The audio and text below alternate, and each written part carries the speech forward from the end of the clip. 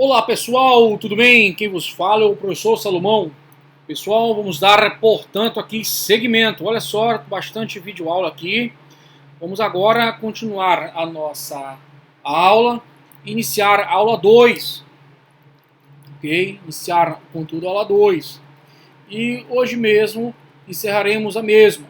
Vamos lá. Bastante coisa, né? Bastante conteúdo, graças a Deus. Bem, ainda não chegou.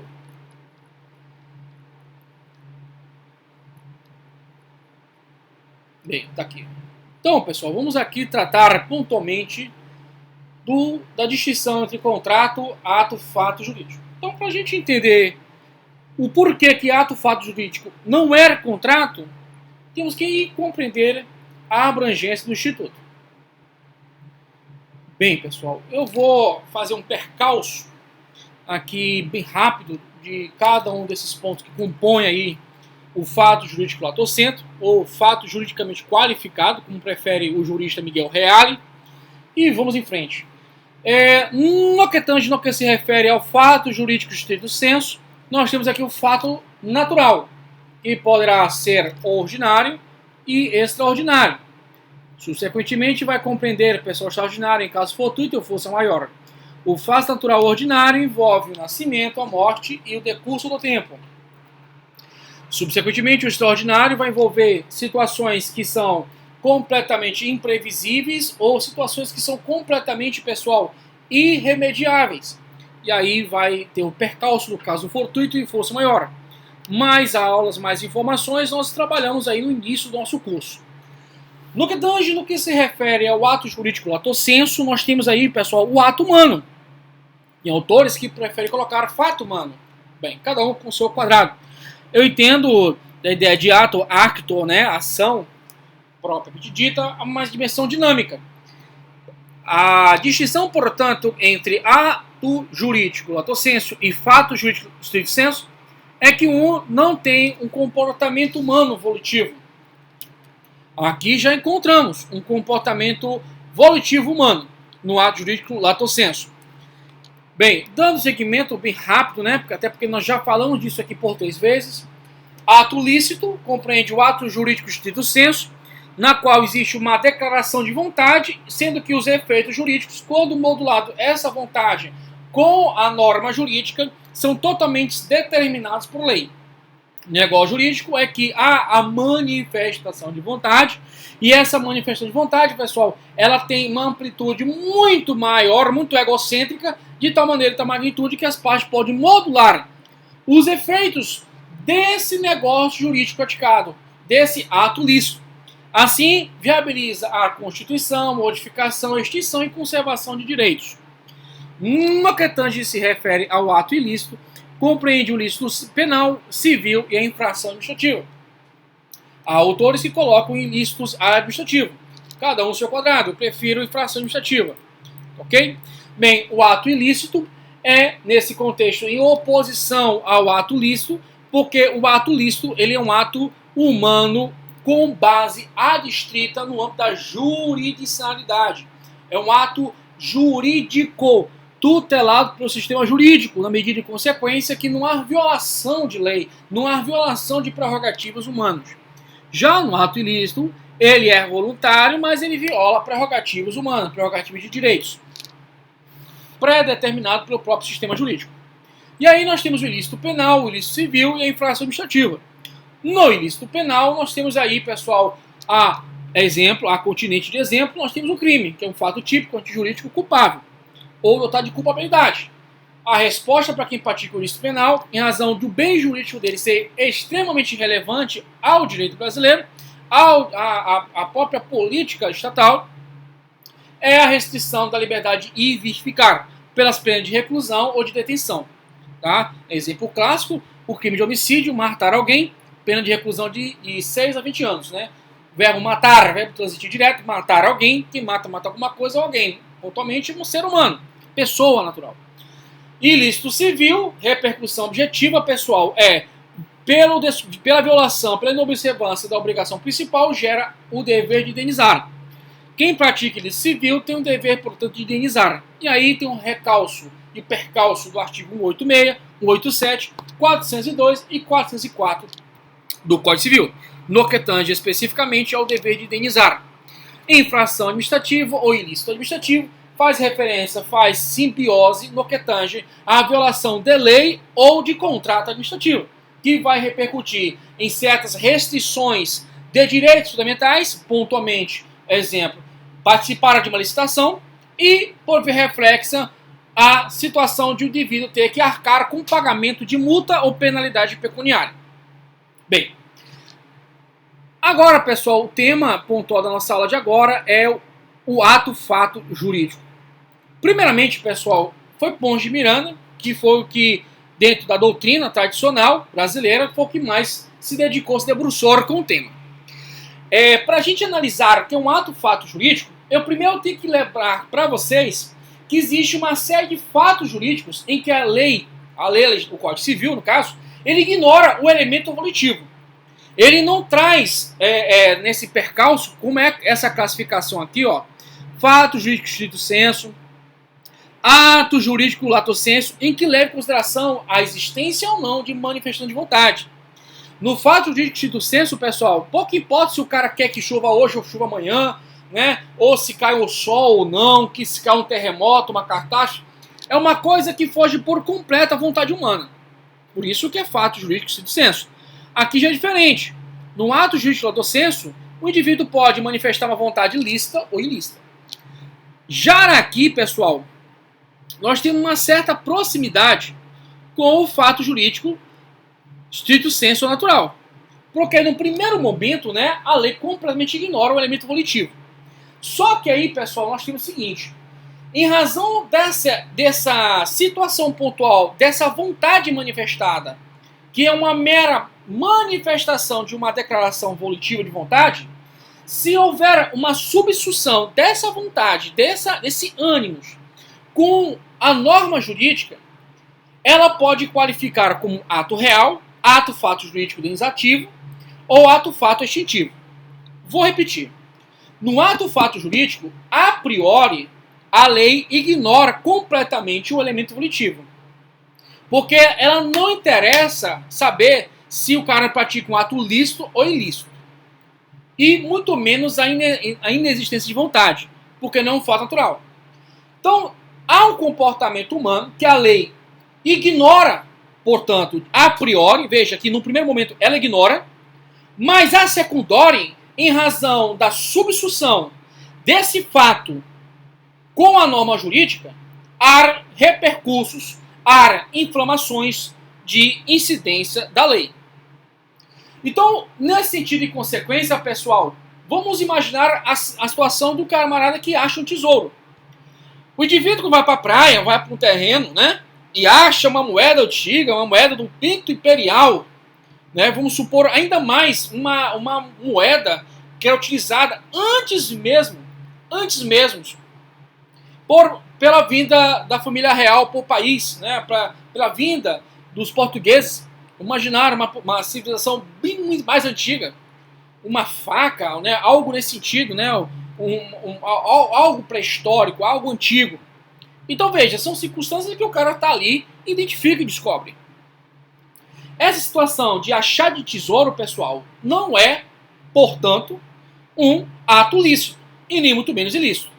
É uma situação que, de primeiro momento, isso aí é irrelevante para o sistema jurídico, mas quando ele ocorre, o sistema jurídico vai em cima e diz, olha, isso é importante para nós. Isso tem norma jurídica que rege.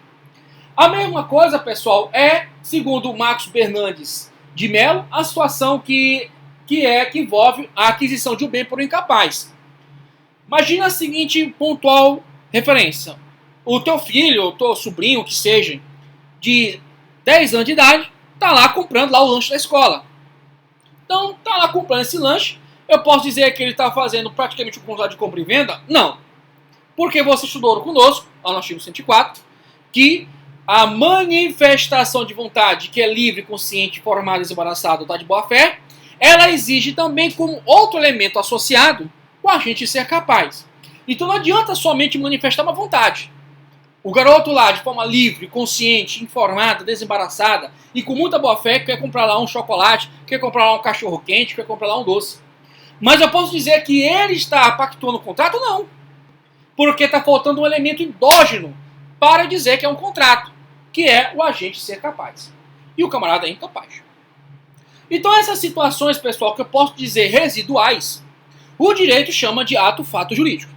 Então tudo aquilo que não é fato natural e tudo aquilo que não é ato jurídico lato sensu ou ato humano, eu posso dizer categoricamente que é ato-fato jurídico. Então vamos aqui. Doutrinariamente, como é que é interpretado isso? O ato-fato jurídico é um fato juridicamente qualificado em que, no primeiro momento, há uma manifestação de vontade da qual, ou meramente uma intenção, na qual a lei não traz uma vigor de importância. Ela só vai trazer um rigor de importância se aquela intenção, aquela manifestação se coadumar, se compatibilizar, houver uma subsunção, uma compatibilidade com a norma positivada. E aí, pessoal, nesse sentido e consequência, ele não pode ser um fato humano, até porque o fato humano ele é 100% involuntário, ninguém bate palma, agora vai chover, não existe isso. E muito menos ninguém está indo na rua, ó, agora vai ter um terremoto, Shazam, não existe isso. Outro ponto de análise, o ato jurídico lato sensu, nós temos essencialmente uma norma dizendo que se você faz Y, Z, H, existe uma repercussão legal. Então, nós não estamos falando de ato humano, nós estamos falando de uma situação residual, ou seja, nem fato natural e nem ato humano, é o ato-fato jurídico.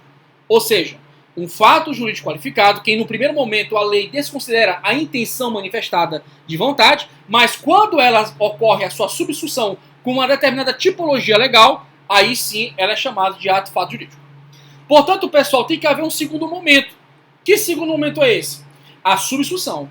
Porque se essa intenção de vontade meramente se exteriorizar, mas não se adequar àquilo que a lei exige para ser um ato-fato jurídico, isso aí, mais uma vez, é irrelevante. Tudo bem? Então, pessoal, dei como exemplo para vocês a aquisição de um bem por um incapaz. Eu não posso dizer que ele fez uma compra e venda de um incapaz, porque o requisito de validade para compra e venda, primeiro lá está estampado no artigo 104, é o cara ser capaz. Então, o teu sobrinho, teu filho, tua filha, teu sobrinho, teu tiado, quem seja, vai lá comprar um doce. Pô, não vai dizer que houve, portanto, uma compra e venda. A não ser que você está lá intermediando, você está comprando, você tirou do seu dinheiro, comprou e ali só repassou o produto. Mas fora a parte, a criança com o dinheirinho lá que você deixou para lanchar na escola, né? Não tem sentido. Bem, dando seguimento à nossa trajetória, eu coloquei aqui o primeiro deles, atos reais e materiais, atos fatos jurídicos indenizativos e atos fatos extintivos. Pessoal, vou trabalhar o mais simples para o mais complexo. Os atos reais e materiais é o mais comum. É o achado de tesouro, por exemplo. Está lá no artigo 1264. Tudo bem? Lá nós temos o quê, gente? Um acontecimento previsto em lei que pela simples ocorrência já gera uma repercussão de efeitos jurídicos. Então toda vez que ocorre uma relação a priori de manifestação ou intenção de vontade e a imediata repercussão de um efeito jurídico, que não é nem fato natural e nem ato humano, ele é um ato real ou material. Já o ato fato jurídico indenizativo, ele é um pouco diferente. Pessoal, nós vamos um pouco relembrar para vocês, sem fazer devidas aprofundidades, porque você estudou isso em obrigações, que são as situações em que envolvem fatos jurídicos dotados de elemento, característica indenizativa sem ilicitude. Aí o aluno fica assim, caramba, como é que é isso? Você vai rever essa matéria lá em responsabilidade civil. Mas como é uma situação um pouquinho chata de entender de início, eu vou parar aqui para ler contigo o artigo 188, tá? Só um instantinho, vou pegar aqui o Vadmeco. Lá no artigo 188, inciso 2, só um instante, ele fala pontualmente, pessoal, das situações que não constituem atos ilícitos. Veja que o artigo 186, ele diz o que é um ato ilícito. O artigo 87 fala que também comete ato ilícito. Situações em que ocorre o abuso do direito. Por exemplo, o abuso da personalidade jurídica, que envolve, inclusive, a situação de desconsideração da sua personalidade. É o artigo 50. Já o artigo 188, cara, é muito bem feito isso aqui, né? O artigo 188 diz o seguinte, olha, isso aqui por mais que gere lesão, não é ilícito. Mas isso não significa dizer, pessoal, que não tem, olha só, indenização. Então, é como eu falei para vocês, é tudo aquilo que é residual, é ato, fato jurídico. Olha que lance legal. Não constitui atos ilícitos, inciso 2, a deteriorização ou destruição de coisa alheia ou a lesão à pessoa a fim de remover perigo iminente. Então, essa situação do artigo 188, inciso 2, pessoal, é um ato, fato jurídico indenizativo. Por quê? Porque por mais que o indivíduo não pratique um ato ilícito, vai ter o dever de indenizar. Tudo bem?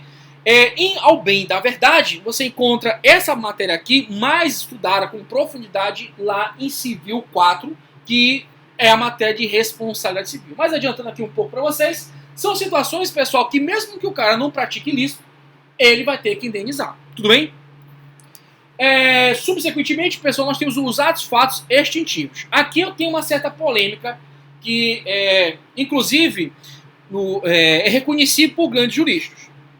Tem jurista, pessoal, renomado, que diz o seguinte, que esses atos fatos extintivos caducificantes ou caducidade sem ilicitudes, que envolve a prescrição, que envolve a preclusão, a decadência, ou seja, esses fenômenos que a norma prevê e repercutem na esfera de direitos, seja atingindo a pretensão, seja atingindo o direito potestativo, né? Essas matérias seriam não atos fatos extintivos. Olha só, olha o lance. Eles seriam o que, gente? Fatos naturais ordinários.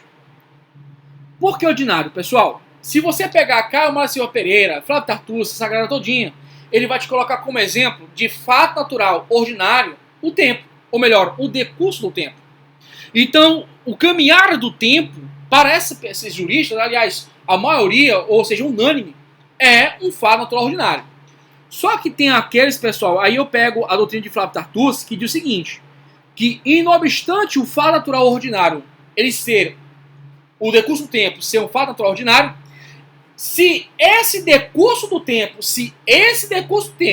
repercutir numa situação que envolve a decadência, a prescrição e a preclusão, ele não é fato natural ordinário. Ele é o que, gente? Atos, fatos extintivos, caducificantes ou de caducidade sem licitude.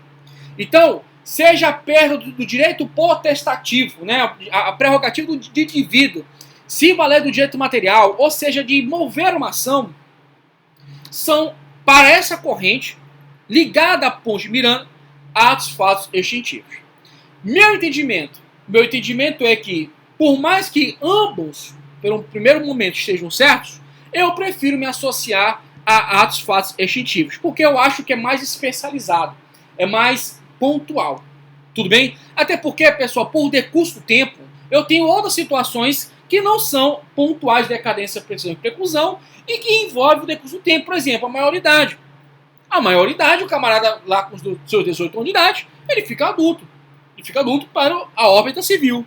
Então, eu realmente interpreto que a decadência, a prescrição, é ato, fato extintivo. Tudo bem? Até porque envolve a extinção de direitos, a extinção de pretensões. Tá? Inclusive a preclusão. Tudo bem? Feito isso, pessoal, vamos aqui, portanto, dar seguimento à nossa trajetória. Ok? Tem um quadro aqui bastante interessante que eu queria trabalhar com vocês. Sim, eu faço aqui as observações, todo esse posicionamento, tá? Tudo aqui está materializado para vocês. O que eu estou falando aqui é só mesmo para expor um conhecimento. Bem, pessoal, os atos fatos jurídicos, eles são esses casos aqui, ó. Todos esses casos aqui, eu gostaria que você memorizasse. Tudo bem? Existem polêmicas. Essas polêmicas eu estudei com vocês em Civil 1, tá? Essas polêmicas, inclusive, foi uma aula inteira, com 2 divisões. Então, veja, isso aqui, essa parte de polêmicos, eu estudei com vocês em Civil 1, tá? Mas essa parte aqui, eu queria que você fizesse o esforço de memorizar. E eu fiz questão de consagrar as questões pontuais em que a doutrina ela chega a gerar certas dúvidas. Por exemplo, eu sigo a corrente de Pablo Stossen e de Rodolfo Pamplona, que diz que a compra e venda feita por incapaz, né, é um ato, fato jurídico. Tá? Eu, inclusive, prefiro a expressão aquisição feita por incapaz. Eu não prefiro. Achado de tesouro, especificação. Invenção, pessoal, é a descoberta. Só que eu coloquei, inclusive, para aqui vocês, ó. A invenção é um termo utilizado pelo Código Civil 16, que é o Código de Bevilacqua, fazendo referência à descoberta do atual Código Civil. Tudo bem? Então tá aqui as situações de exemplo de ato-fato jurídico, tá? Beleza? Bem, agora vamos para uma parte bastante delongas, que é a classificação dos contratos. Pessoal, na classificação dos contratos, olha só o que nós vamos analisar. Nós vamos analisar de forma exhaustiva, né, todas praticamente as classificações em que envolvem os contratos, tá ok? Tem alguns livros que colocam 8 classificações, 9, 10, 11, 12, mas, no geral, existe 11 classificações, tá? Mas eu preferi colocar o máximo de classificações porque a gente não sabe o dia de amanhã, né? Então tá aí, é isso que a gente vai analisar no nosso próximo bloco, na aula 2, parte 2 de 2, tá? Vai ser uma parte bastante extensa e nós iremos analisar pontualmente. Mas de antemão, deixa no caderno separado, porque eu vou ditar para você, vou marcar aqui, ó, vou falar de um contrato, e aí eu vou especificamente trabalhar com você. Tudo bem? Pessoal, um grande abraço a vocês, fique com Deus, até a próxima, se Deus quiser.